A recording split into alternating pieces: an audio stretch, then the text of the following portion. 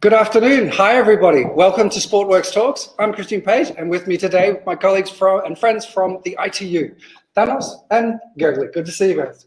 Hey, how are you? Great to have you both here with us. Live in SportWorks studio, actually SportWorks today. We're fortunately in Maison de Sport. We're actually in the same building.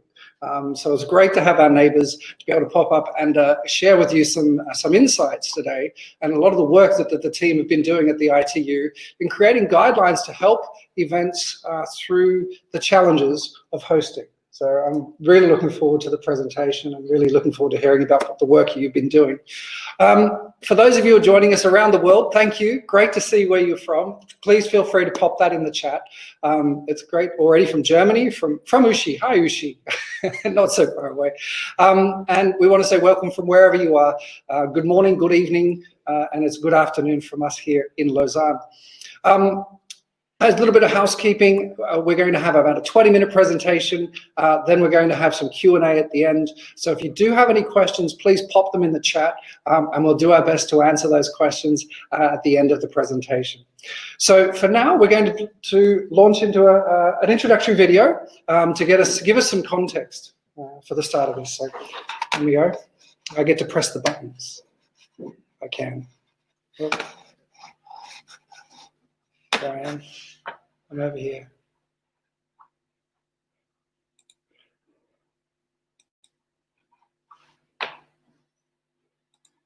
Done. This could be the moment we've been waiting for, the chance to feel alive.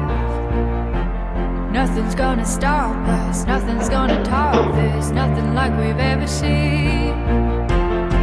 And I raise my hands to the sky, what a feeling, time to feel it. This is where it all begins.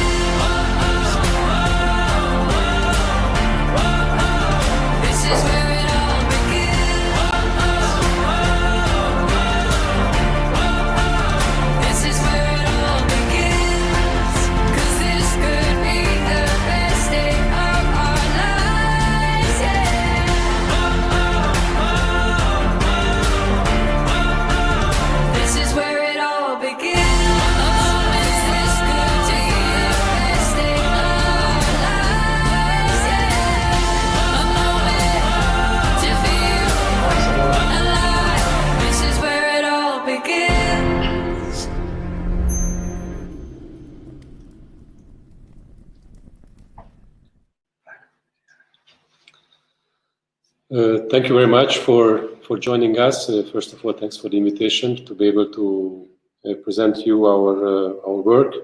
And this video showed a little bit, teased a little bit of how our events are looking normally. And this was a promo video from last year, and we were hoping that this year will look more or less the same. And by this time of the year, we would have been through more or less most of our season and been getting ready for Tokyo. Unfortunately, this year changed the plan a little bit, but of course we had to be optimistic on trying to get back to international competition, international racing, and we have been working very hard in the last months, weeks, to be able to help our national federation organizers, all our stakeholders, to get back to racing. So we would like to give you a short presentation with my colleague Thanos on how and what we have done in this regard. So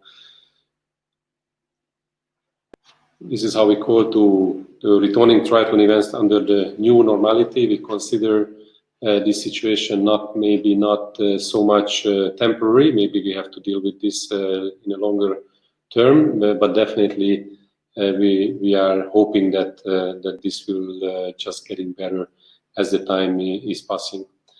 Regarding our events, normally under our World Triathlon umbrella, we have about 190 events, more or less, on annual basis. And of course, these events goes from our World Triathlon Series events to continental events, to which we organize together with our confederations, continental confederations, as well as all different other multi-sport events, duathlon, long distance, and all these other events under our portfolio.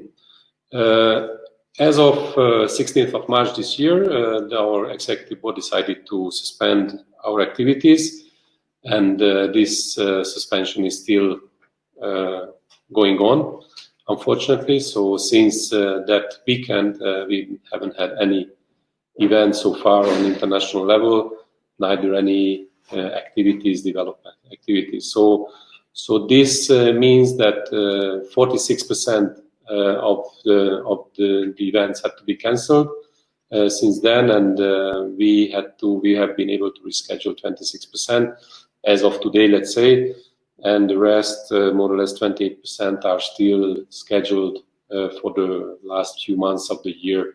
When we start, hopefully we'll be on the calendar again. So this shows the number of cancellations and the number of events had to be dealt with. What did we do to address the problem? Of course, our highest decision-making body between annual congresses, of course, our executive board, which first started to meet on bi-weekly basis, then it went for April, May on weekly basis meeting, and since beginning of June now it's again meeting on bi-weekly basis. And the reason was, of course, that the board couldn't meet face-to-face, so we were able to have meetings for a certain period of time in a day due to the time zone differences, but also because there were so many things to deal with under these circumstances. There has been a lot of activities reporting to the executive board. The board has set up certain working groups, such as the crisis communication working group, the finance crisis, as of course all these cancellations has been impacted our financial situation. We have a working group together with our confederations to coordinate all the activities between us and the 5 confederations.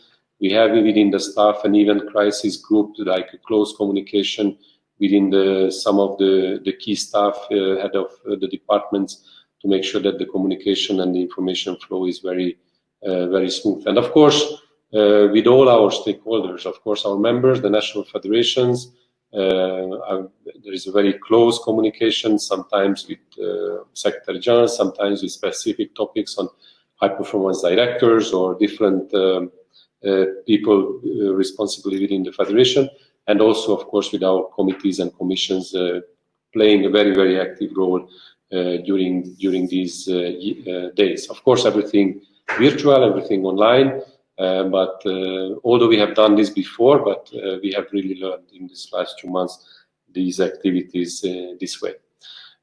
What we have done as well to address the problem, we had to come up with some, because during these discussions, one of the questions always we receive, especially from federations, from organizers, okay, what is the guideline we as an international federation can provide to them, for them to be able to go to the authorities, to the cities, to showcase that there are still possibilities for triathlon events to go ahead.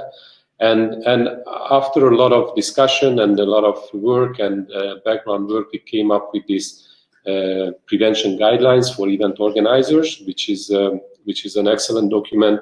And we received these comments from other international federations, from our national federations, found it very complex, tackling many of the issues, and because of the complexities of the triathlon events, probably discovers many things. We are part of a task force as well. We have been invited to a task force together with the World Athletics and some other organizations to go more deep in the medical side of the endurance sports. And of course, this task force is reporting back to us, and we are building in our guidelines their findings. And of course, we have to spread the word, we have to get the news out, we have to get the information out, and we have initiated a lot of webinars, a lot of education activities to our technical delegates, to our coaches, to our organizers in different ways to make sure that they are fully understanding and make sure that they are comfortable with all the guidelines what we are providing. And I'm handing over back on my colleague to Thanos, and he's speaking a little bit more on the technical side of these guidelines. So as Gergely said, we had to find a way to start again with this 26% and 28% of events. So the process that we try to follow is that either us, if the events are under the World Triathlon calendar, or the continental confederations, along with the national federations, they are confirming the status of the events. And in most of the cases, the events that have been introduced again back to our calendar with some provisions, conditional provisions. If this is the case, there is always a set date where the final decision will be made. And usually this is 8 weeks to 6 weeks before the actual event. In all our events, we have technical team assigned to follow up the preparations. So as soon as the events are confirmed, the TDs, the technical delegates and the assistant technical delegates, they are confirmed. But obviously, because of the situation, we are giving them possibility to refuse their assignment because of any concern that they may exist. If this is the case, then obviously we are reassign a new team, considering to have people that will have less risk of actually replacing the team at the last moment. The technical teams are focusing only on the technical delivery and working with the organizing committee. Political decisions, they are maintaining on the decision-making group, which is on World Triathlon level or the Continental Confederation level. So the main goal is to understand what is this new reality. So what are the conditions that the events should have in place in order to be able to perform and be able to move on. And this is where the local authorities are getting in the picture in order to clarify the principles that they would like to see in an event. So for us, steps that they need to be followed, all our technical delegates, they have been educated on and informed on these new guidelines. And our effort is for them to understand not only what to do, but how to do it. What is important to clarify is that these guidelines are not imposed to the events. The local authorities are the ones who will set up the conditions. The guidelines, they are actually giving content on what the public authorities are requesting. So in one event, maybe you will have all the guidelines applied, but in other events, maybe you have only part of it because of the situation in the specific country. So our technical delegates, they are getting familiar on how to use this tool, and at the same time, they are trying to see if there are additional guidelines, restrictions existing from the Ministry of Sports or the National Olympic Committees or from the National Federation, because definitely this information needs to be integrated. And with the organizing committee, they are moving on. They are using the risk assessment tool that WHO has developed for mass participation events. And through regular progress report calls, they try to define as I said, the conditions of the event and how this event will run. So everything comes down to what we so-called concept paper. So what is this? As I explained before, the guidelines are not, and they should not be applicable to all the events around the world. They just need to be applied in certain conditions. So the organizers, with the technical delegates, they have to put together a paper, what we so call a concept paper, which basically they need to describe exactly what will happen in this event. And the focus is around 5 areas: social distancing, reducing conduct, if we need to implement control and screening of participants, and this is not only for athletes, but even any other clients coming to the venue, how we can run the events by having more autonomy on the participants, and the 5th and probably the most important is how we educate everyone on respect and apply these procedures. So with this with this process, during this process, our technical team, the technical delegates in the LOC, they assess every single part of the event. So they determine if we need to implement specific actions in the area and if we need to create any specific plans. As soon as this paper is prepared, this is actually the proposal that is submitted to the public authorities, which describes from A to Z the approach that the event will take, considering the COVID-19 guidelines and principles they need to be respected. G? Yeah, and after all these, of course, what we need to keep in mind, what we need to consider with the work. We have to make sure that whatever we do it right. So we shouldn't try to think in a way that we are trying to find last-minute solutions on something which haven't been discussed or haven't been following some of the experience or some of the other experience what others are doing. We have to do everything. We have to focus whatever is necessary, and we have to try to avoid all the things which is not essential. And this can come back with trying to minimize the contact, maximize the social distancing, but also it can go back to finances, to cost savings, to all the things which need to be considered in that regard. So what is necessary here from the organizer or from the technical point of view to make sure that we are focusing on the key elements, on the safety and the fairness elements of the event, to make sure that the athletes they feel the least, let's say, of these requirements. Of course, we have to think outside of the box. In many events, the events can run for many years, and things are done in the same way, and we can't see the tree from the forest, or the forest from the tree. Sorry, but in this case, we really need to think outside of the box and trying to come up with solutions. It can be new locations, can be new formats, can be new distances, can be anything. Our sport is so flexible that we are giving this opportunity for our organizers, for our technical people to do. And of course, sometimes the decision maybe it will be tough. Sometimes the decision will be that we have to reduce the number of participants, either on the elite level or the mass participation level. And we have to tell to some of the participants that, yeah, in the normal conditions you would be able to compete, but this time, unfortunately, not.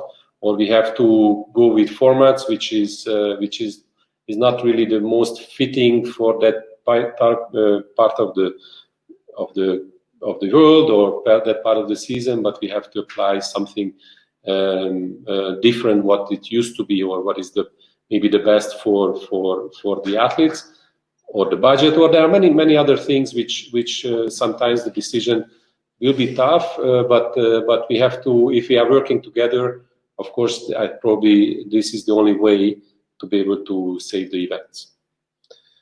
Communication is key in all this process. And everyone who is actually participating to the event, either an athlete, volunteer, a member of the International Federation, media representative, etc., they need to know exactly under which conditions their participation will be. So one element that we're working really close with organizers is to make sure that all these things are communicated openly to everyone. So we are asking them either in the specific information guides that they are released or on their website to have sections where you can easily go there as an athlete or as any other representative and find exactly the things that you need to respect when you are coming to the venue. In order to help them with the process, we have created a number of visual ads, if you like, which then they can be custom-made from event to event, but at least they don't need to reinvent the wheel. They can use these simple communication messages that can pass the message to everyone. So the way finally that we are working with the events, and this is the important part, is that each event needs to have in place the concept paper, and the concept paper needs to be completed. So if we can go on the next slide. So each event needs to have the concept paper complete. Each event should go through the WHO risk assessment and continuously keep this risk assessment up to date. They need to have in place all the medical plans that they are required for addressing the COVID-19 situation and any event emergency readiness and response plans that they needed.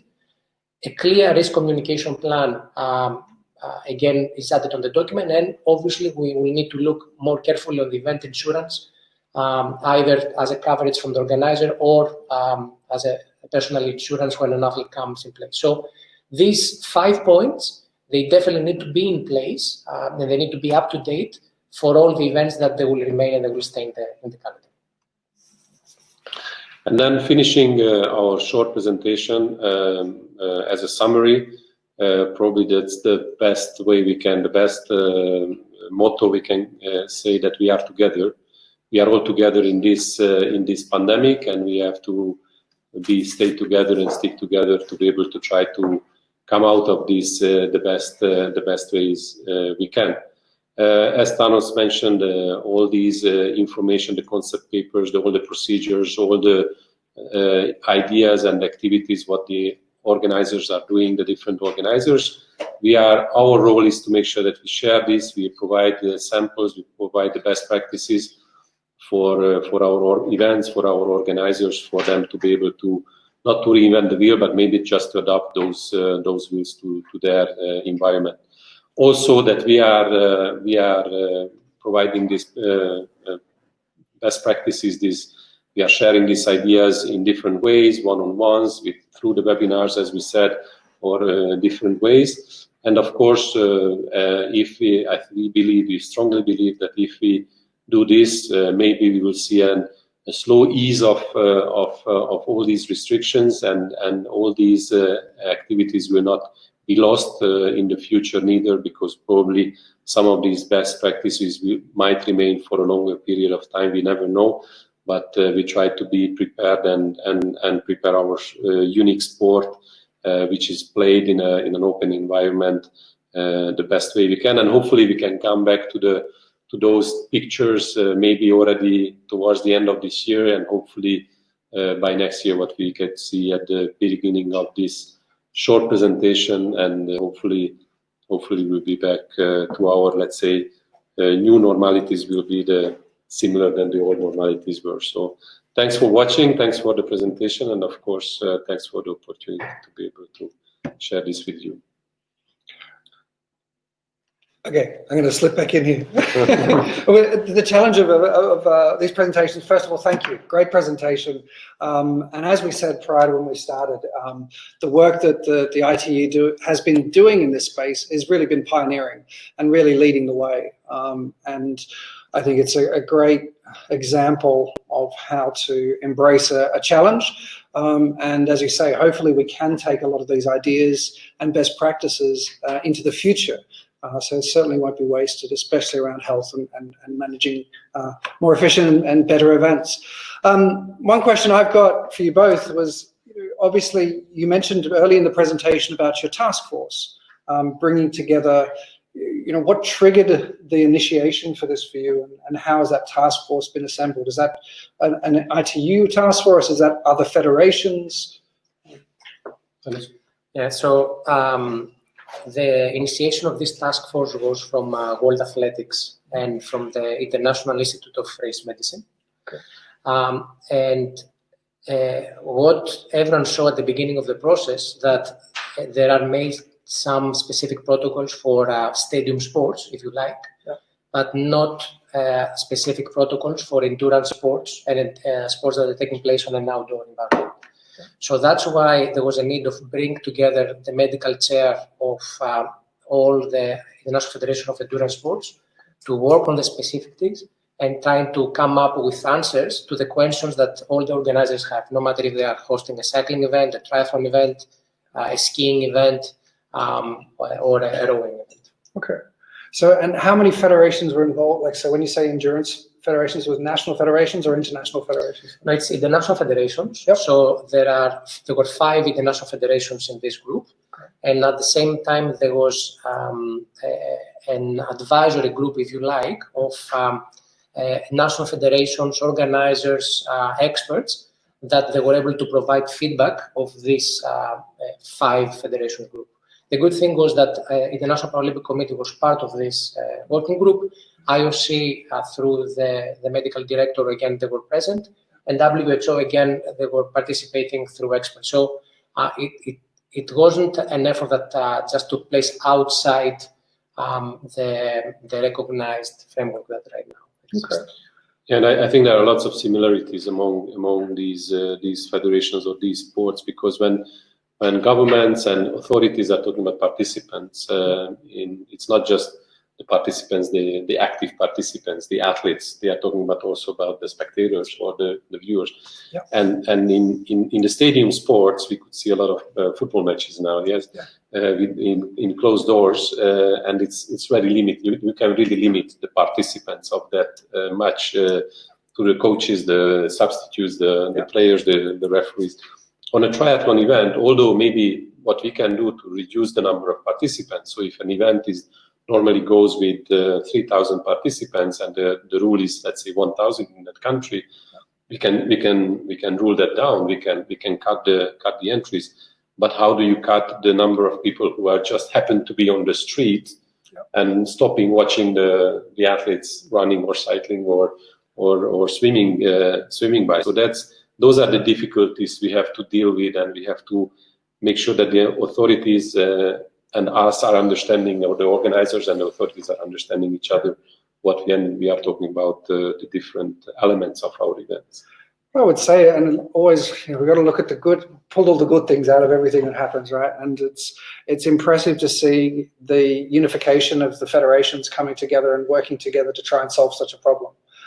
To the benefit of all. So it's great to hear that. And I think this is, we talked about it a little bit this morning. It was quite, that's not to say we operate in independence, but it is nice to see that. Our experience, we are a small sport, or we consider ourselves a small sport beside our, let's say, sister sports, the swimming, the cycling, and the athletics. But our experience is very positive, not just in this regard, but in any regard, because we are in very close cooperation for them in terms of equipments or rules or any other things, there are lots of similarities in the sport, specifically in our case. So our experiences have been always very positive. It's great, and it's a great piece of work. So I can see some questions have come up on the chat. Thanks for sending them in. So here's a question from Sergey. Will it be possible to host para events in the foreseeable future, especially in terms of transitions when athletes require assistance from entourage to get on from a bike? Social distancing becomes complicated. Yeah, good question. Thanks, Sergey. Thanks, Sergey, for this. This is something that has been addressed inside our guidelines. And obviously we follow IPC recommendation on this. So the personal handlers that Sergey is mentioned, they are considered as part of the athlete itself. So to this regard, there hasn't been any limitation on the use of these people. There are some recommendations on using masks and gloves and this kind of things, but it will be the responsibility of each of the national federation to make sure that the personal handlers that are coming with the athlete, they have been checked properly, and they can guarantee that by coming to the event, this athlete didn't have any symptoms the last 14 days. Okay.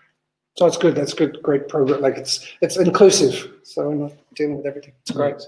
Okay. Question here from Tatiana, do you expect some or all of those restrictions to be in place in 2021? Have you got the crystal ball? No, I forgot my crystal ball. Sorry.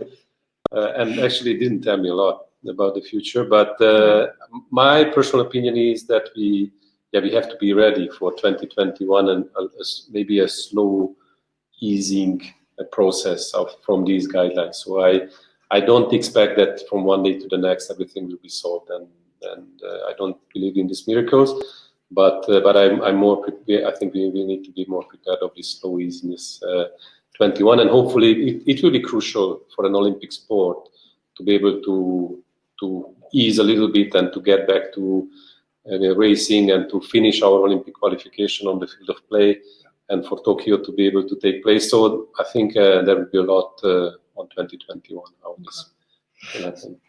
Thanks for that. Question here from Guy. Japan is one of the leading triathlon nations. Do they have any specific insight or input on athlete safety which differ or which Japan sees as the most important aspects? Sorry, kind of regional club. Yeah, it's we have been working with a number of national federations on the creation of the guidelines. So any input or any recommendation that they had to offer, it has already been captured. They are creating now their own guidelines, but we haven't seen that they have taken a different approach on what we have on the generic document. Okay. And this was a good thing with the guidelines. Like we tried to get input from as many people as possible, and not just under the World Triathlon umbrella. We worked with the Ironman Corporation, the Ironman organization, for example, which they are hosting a lot of events, again, to understand their approach, in order to create a document that can be implemented from anywhere around the world. That's correct. And from anywhere. So seeing that rolled out in Japan as well, and everybody adopting it's quite impressive. In terms of to create any sort of guideline is challenging. But to create a global guideline that people can use is a great testament to the team's effort.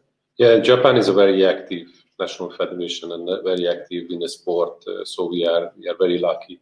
Yeah. And they are part of different committees. They have executive. One of our vice president is from Japan, so they're very actively involved in the different level of process. Great. Anyway, just one point that it's worth mentioning is our technical committee and our medical committee. They have been actually the two committees that they worked for creating this document, and the work that these individuals have done, and considering that all of them they are volunteering the time on the sport, it has been exceptional. We had long calls going through every single element and questioning every single meter that was proposed for making sure that this makes sense and can be applied. So without their support, and of course the work from the rest of the ITU staff, we couldn't create this document. Yeah, great, amazing work. So thank you. Question now from Thomas. Great job, Gergely and Thanos. Thank you for working hard to get everyone back to triathlon. I agree, here. How are you managing the geographic distribution of events? They seem to be mostly in Europe. And how are you logistically preparing for a condensed race calendar from September onwards? Hopefully there will be a condensed calendar from September and onwards. This is what we are working for. The pandemic hit the different continents in a different period and a different level, and we see that some countries or some continents were able to cope with it, being deep in the pandemic, and looks like that they are able to come out, and some other continents are maybe slower or took a different approach. So yes, some of the events there are events or there are parts of the world which they are either closed. So, for example, Oceania, they closed the door, and I don't know when they will open those doors. And although the situation is, I think it's under control, more or less under control in those countries, but they are very much afraid to let people go into those countries. So maybe activities will start nationally and not so much on international level, while in Europe it looks like that the movement is much easier now within the European countries. So that's maybe European events may be able to start earlier. And so we are following the decisions, the advices from governments. There has been a recent news from China, as we know, that the Chinese government decided to stop with all the sport activities except those which are qualifying events for 2022 Olympics, Beijing Olympics. So yeah, of course we have to respect all these decisions. We can't do anything else. Otherwise, triathlon, we are trying to be a global sport. and even all the level of events what we have, World Triathlon Series, World Cups, Continental Cups, to cover the whole world and make sure that we are getting to every corner of the world. Of course, there are events which is technically or financially it's more easy to do in certain countries and not in other parts of the world, and some others we were able to reach some other period. So hopefully we will be able to reach back to all our continents and all our federations very soon with our events. And just to add one point, the original approach was to try to create a calendar from September and the calendar to have logic from the geographical distribution. But it came quite early obvious that you can't do this. You can't. COVID-19 is actually designing for you, not vice versa. So although we try now, and mainly Gergely, to set up a calendar that actually will make sense from the travel point of view, everything is a moving target. And sometimes you just need to take the things as they're coming and try to do the best. But if I can add one more thing, this shows some directions for us to the future, that we have to think in a different way, that our calendars has to be much more condensed, we have to be more strict with our organizers, that you have this and this and this date, and that's it. You can't just choose dates whenever you want, because we can't accept the athletes to go back and forth between the continent. It's not just the pandemic, it's sustainability and economy and everything linked with that. So these are lessons learned from these times as well. So are you seeing, we talked a little bit about it earlier, I mean, the impact on grassroots, and where are the elite athletes going now to race? I think the elite athletes are desperate to race. This is, and it's not just because this is, for many of them, this is the way of making living. Because this is what they are doing. This is their job, and unfortunately, they are jobless for the last few months. So this is one of our driving motivation, to make sure that we are getting back them to racing, but we are getting back to safe racing. So we can't put events up which is not safe.